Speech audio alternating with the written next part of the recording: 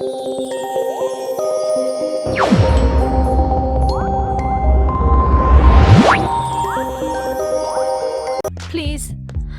మమ్మల్ని ఏం చేయొద్దు.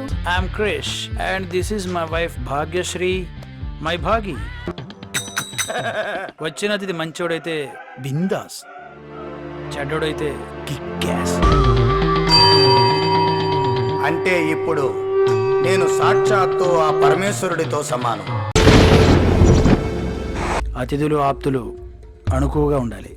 అనవసరంగా గెలికిన ఆడుకోవాలని చూసిన రాజమౌళి సినిమాలో విలన్ల కంటే క్రూరి అయిపోతా. ప్రియవదన సుఖరచన శశివదన జలి భజన.